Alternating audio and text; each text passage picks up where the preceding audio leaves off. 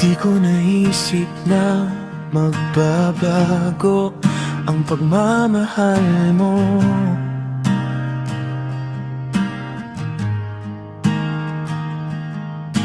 Umasa ako na sa akin lang ang puso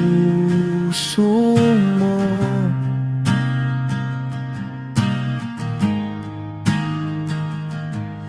Naniwala ako sa pangako na tayo hanggang